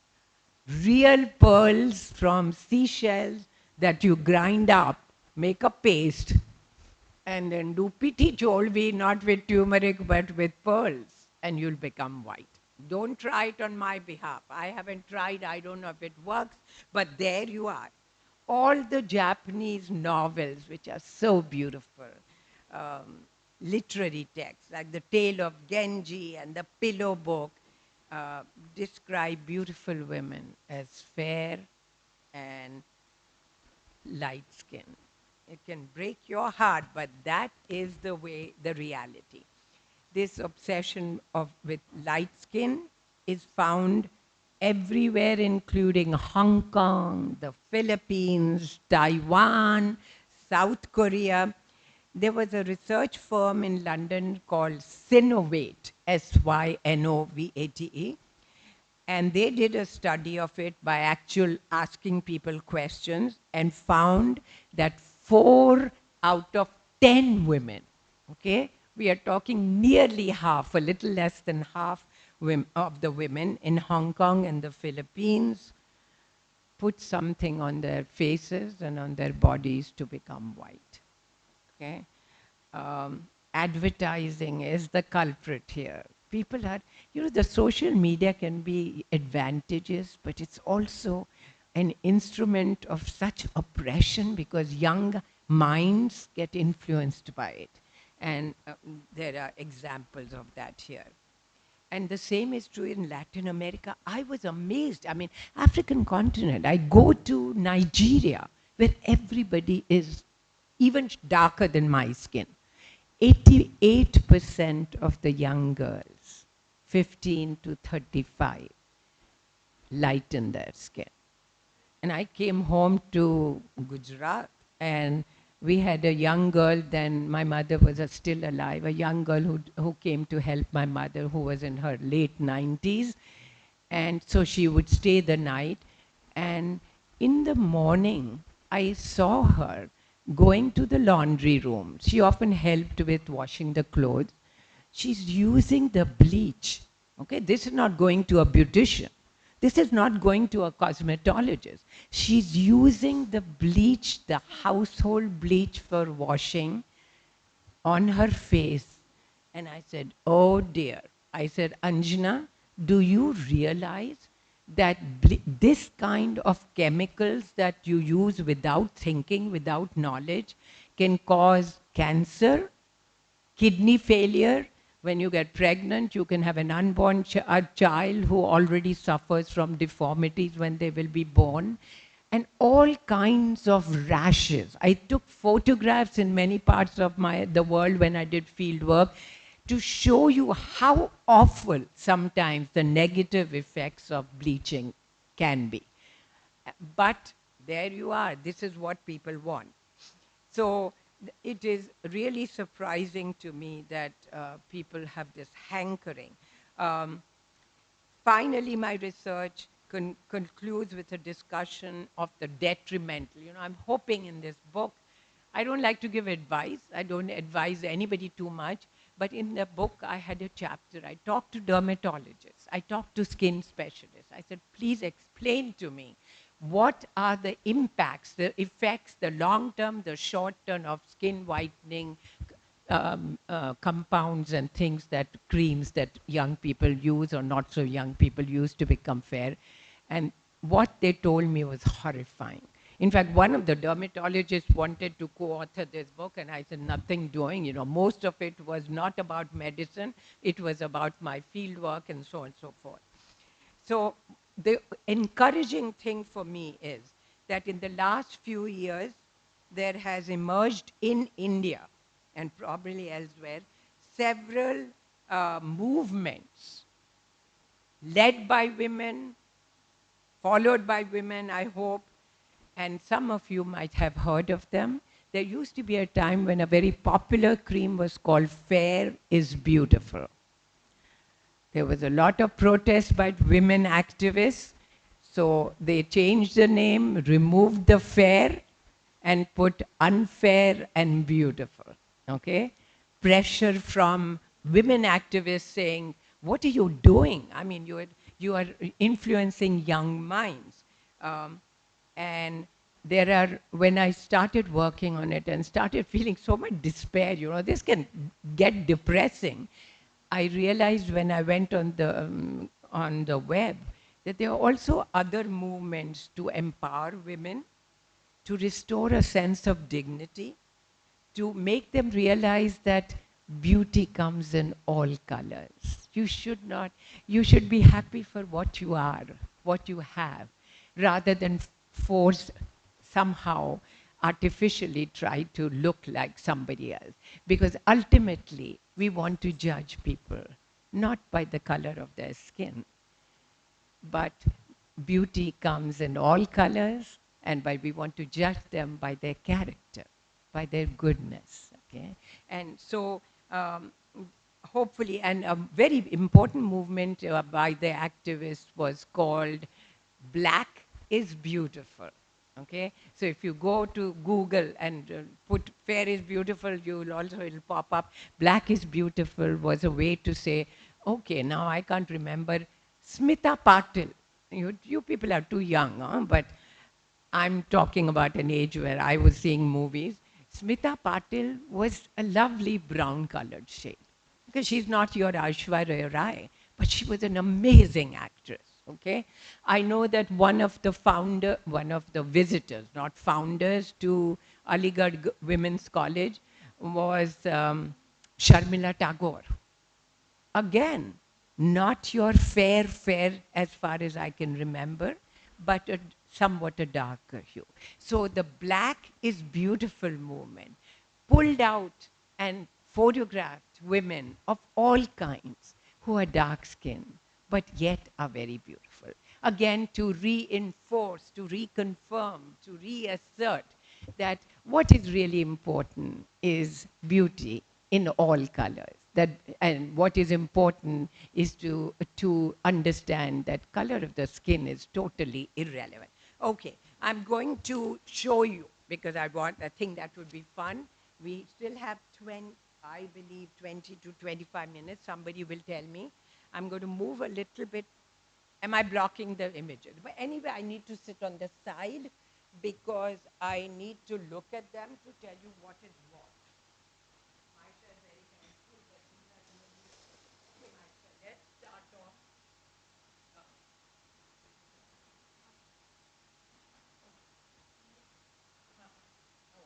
The mic. Okay. Okay. Are we starting from the beginning? This is the first image you have? Ah, okay. Can you go back? Uh, uh, yeah, go back, and I'll tell you. Yeah, still okay. Stop there. Okay, let's move on from this, and let's move on. Maisha, can we go to this? Is from the Bronze Indus Valley civilization. Okay, dark. Okay, let's move on. Okay, this is from the Hindu calendars, and here you see the Hindu gods. Even the Hindu gods are a mixed batch. There are male gods like like Vishnu, like Brahma, who's portrayed as light skinned,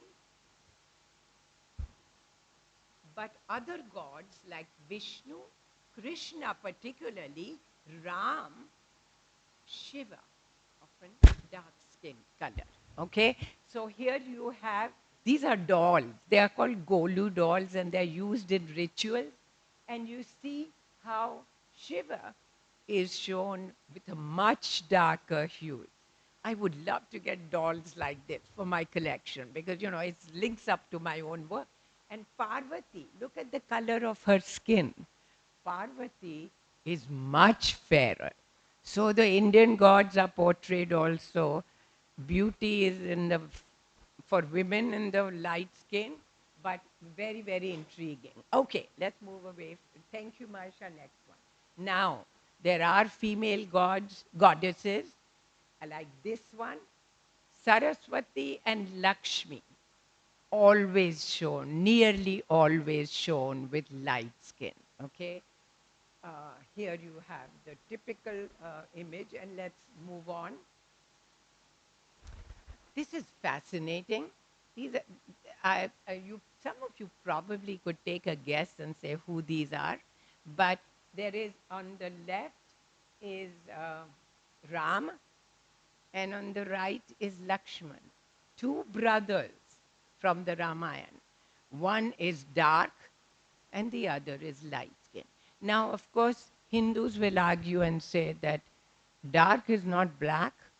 Dark represents spiritual depth. You know, you can make an argument for every darn thing in the world that you want to justify. But of course, Krishna laments, you know, you've popular songs, Radha tu kyon gori, main kyon itna kala. Okay? So basically, here is Ram and Lakshman. Okay? Can we move on? I like her because she is powerful, she is fierce, she is empowered, and she's dark. Kali, the great goddess.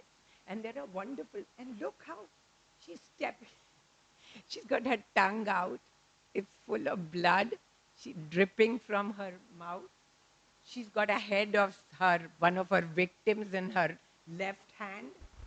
The other hand, she's got a sword or a knife or whatever. Another victim here, and she's putting her left leg on the chest of one of her enemies. My God, you know, if you want to talk about empowerment, you can't go further than this woman. Okay. Next one, please. Yes, yet another image of a powerful goddess. And this is Mariamma from the south of India. Okay, a very popular goddess in the southern part. I would go and teach in Tamil Nadu. You know, I've always wanted to just teach in new places, so I'd meet new people. And I spent a semester in Madurai at the women's college and suddenly discovered Mariamma. Again, the power, she's got, you know, this is no um, wimp here. She's very threatening, she's very powerful, she is dark in color, and she exercises a lot of energy and female power. Next, please. Ajanta Ellora. So I told myself, research will take you in different exciting places. My life has been from beginning to end a search for excitement. My poor husband gets dragged with me and is getting more and more interested now in what I do. He's an economist, an urban planner. But here you have, okay, you saw that. Um, I've forgotten what that was, but Ajay. Oh, good, good, good. Thank you very much. This is, don't worry, even if it goes off, you've seen enough. In Ajanta Ellora, when I went to Ajanta Ellora, once again, the paintings of Ajanta, if you look at the sculptures, it's very hard to talk about color. But in the paintings of Ajanta, once again, there are apsaras who are depicted with light skin and other apsaras depicted. Okay, I can see it, but you can't see it. I can see it here. Okay, let's be patient. I can have a cup of tea, a sip of tea in the meanwhile. Tell me when it comes. Okay, and if it doesn't come also, it's not the end of the world. I mean, I'm glad that it may just pop up. But in Ajanta Ellora, if you look very carefully at these old paintings, and I'm seeing it in front of me here, uh, the Apsaras, some of the very beautiful paintings are of women in dark brown skin. We can move, don't worry. Okay. Maisha, my help tells me, my friend tells me that it'll come. In the meanwhile, maybe you are thinking of questions. Lovely. Okay, so you can see that. This is from Ajanta. Can we move next? Whenever, huh? Another one, lovely one from Ajanta Ellora. So graceful. Who says it matters what the color of your skin is? Literally, I mean, I was blown away by some of the apsaras, depictions of apsaras. And they are fair, they are dark. And here you see a beautiful, beautiful apsara. And this Ajanta Ellora, so someday when you go to Maharashtra, to Mumbai, go to Ajanta Ellora and see the paintings, the real ones. They're fading now, unfortunately. Okay, can we move? Oh, here's our friend Krishna, the beloved god of the Hindus. And look at, he's dancing, there little cows or calves around him. He's engaged in a dance. It's a dance of love. And these two women, both are fair, depicted as fair. He is noticeably darker in skin, noticeably darker. So Hinduism doesn't offer us a real clear explanation. There are gods that are dark, there are goddesses that are dark, and there are gods that are light skinned and also dark. So basically, it reinforces what I'm saying, that beauty comes in all colors, and we shouldn't assume it is well. Okay, next, please. Okay, I think we. Oh, wait a second. Wait a second. Wait a second. Yeah. Uh, all right. Let's look at this. Again, a Hindu deity standing on a lotus, in this case, a god, fair skin. Okay, let's move on. I particularly wanted to draw your attention. You'd say, where did she drag this image from? It took me a lot of effort to get this. In the 1920s, before you were born and even before I was born, Indian movies, once Bollywood started, they wanted to show beautiful women. Indian girls generally did not, and certainly not Hindu girls from families, were not allowed to go into movies. It was considered an occupation a little questionable, so they did not act in movies. Do you know what Bollywood did? They hired Jewish women, they hired some European women, but mainly Jewish women. I mean, you've heard of Nadira. Now, she has a Muslim name. She dresses as a Muslim, as an Indian woman, but she was not a Hindu or a Muslim. So many of them like this were hired. This was, of course, she's wearing Western clothes, but you see if her hair is tied back and she's wearing a sari or she's wearing a salwar kurta or ghagra or something.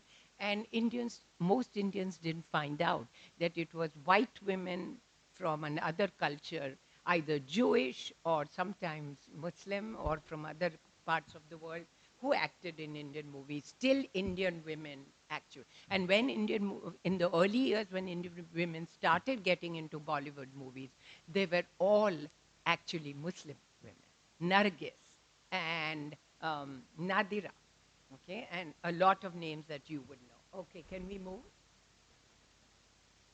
There was a woman called Patience Cooper, again, a foreigner, brought to India to act as an Indian because no Indian was willing to act in, and they show her as a white woman, and she was called Miss Patience Cooper. And you know how some of you will do research, how exciting it is. So I was sitting, I love talking about my work, as you know.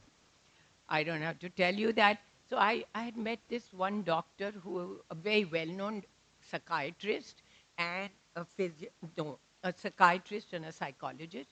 And his passion, he's American Jewish, white American Jewish. And his passion for the last 50 years, you wonder how people get interested in subjects. His passion is to come to India every year. Every year he and his wife travel. And his email is Robbins, Nawab Jada, whatever. Um, his passion is to study royal families in India. And when I told him I was working on this book, I said, I've heard that there were foreign women, Jewish women, who were recruited. He said, Purnima, you, you don't need to go further. I have a collection of old photographs going back on my computer, going back to 60 years and 70 years. I would be happy to share you. So I put them in the book. So it was like a gift from above that I could use these. I never heard about Patience Cooper. But if you belong to 1920, I can't read the date there, my eyes won't allow me. But she was a well-known actress. And look at her, all dressed up in a sari, lying down in a position. But if you look at her face, she's not an Indian, she's a foreigner. But she's recruited because they thought movies would sell if you are fair. Okay? Another? Okay, I think we've reached the end. Yeah, Maisha? Ah, yet another. Look at this. Don't think she's Indian.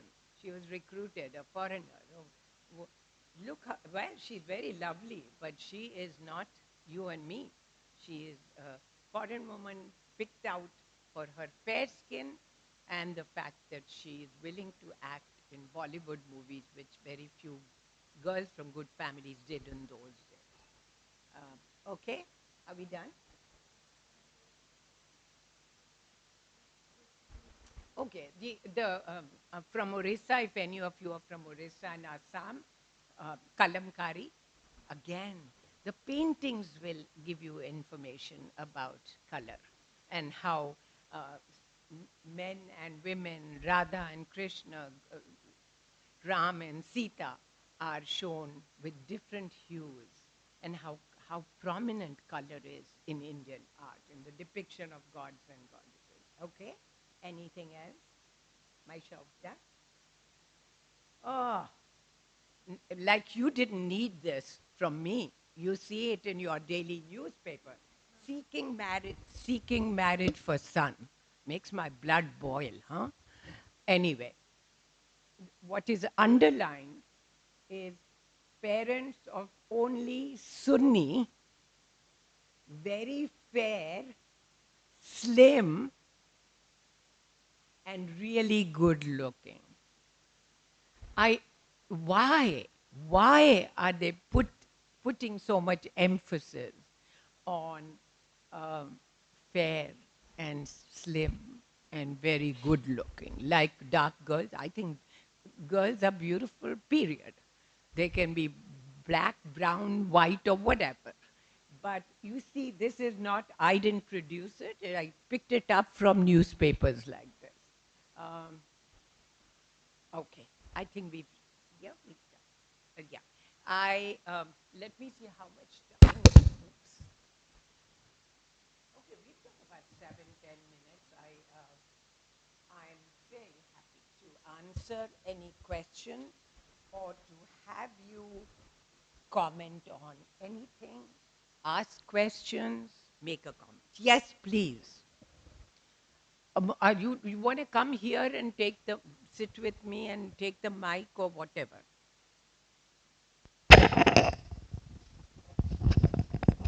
There's a mic here too. Haider Ali will help there.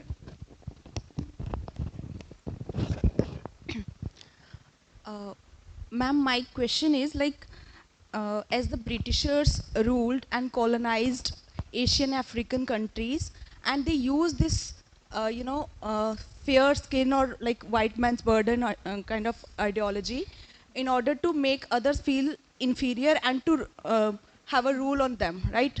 Yeah. And what if, like, if Africans have ruled, so can we like think or say that then there would be no fairness like obsession, but dark skin obsession, if because it is like power, uh, you know like they had power, that's why they could make us feel inferior.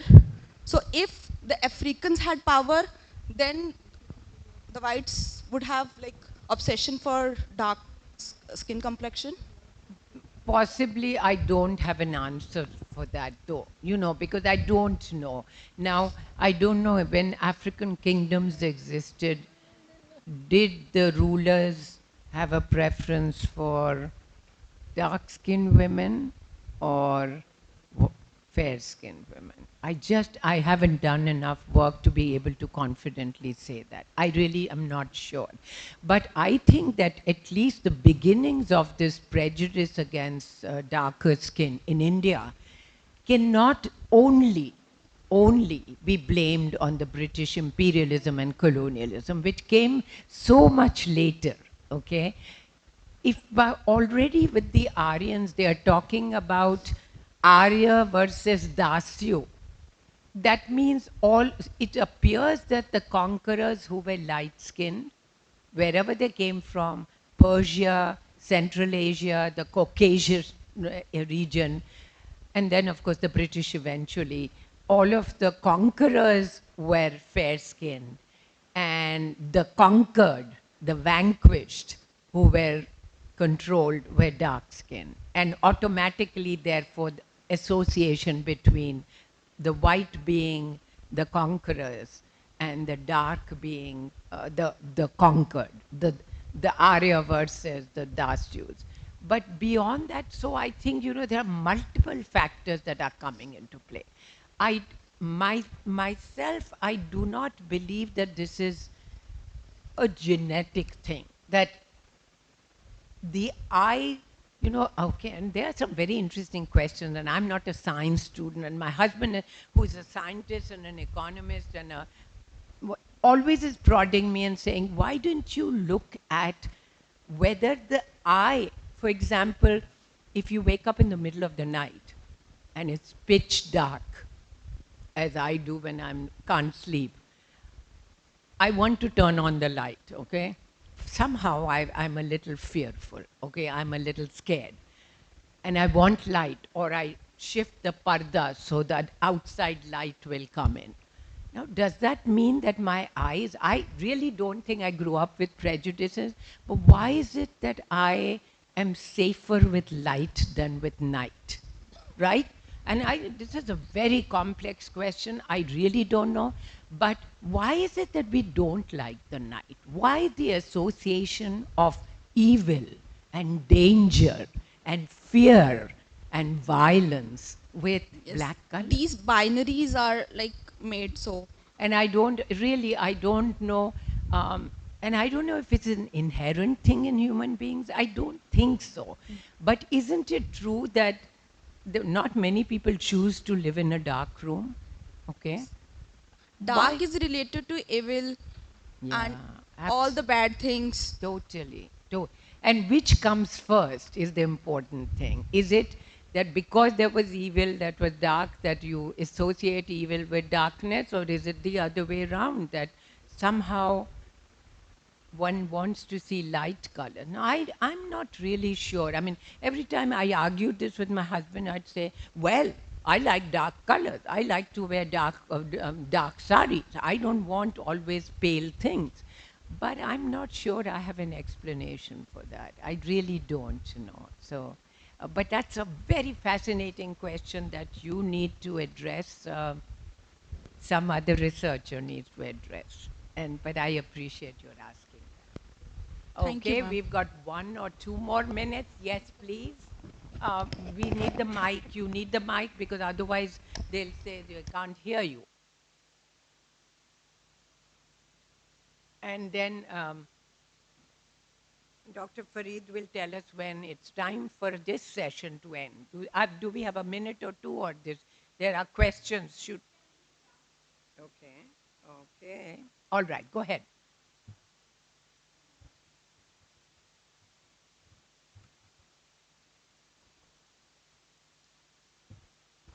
Ma'am, what people usually say, usually use statements like all should be treated equally based on their color because they are children of God. Ma'am, this statement is mostly based on a moral foundation. Does this usually ignore the systematic issue behind such practices, and it often it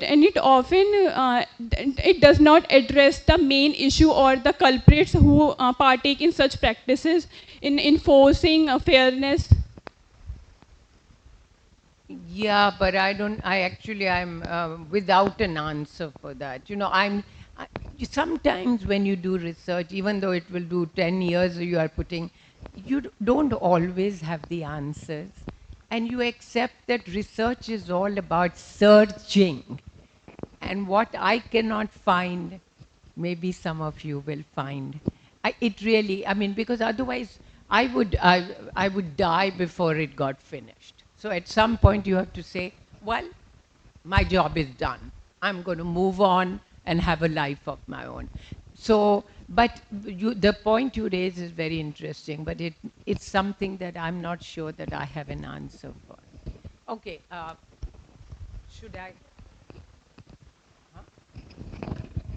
Okay, I just want to say I think this is the last session.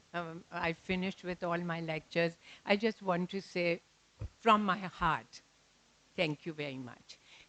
I know you have to learn and you have to hear me, but for me it is also learning is a two-way process. You may not think so, you may not recognize that, but we as teachers are also students. We are first and foremost students, and we learn a lot of things from our students. So I will carry with me the memories of a very, very good workshop with a lot of people whose faces I shall remember and stay in touch. Thank you.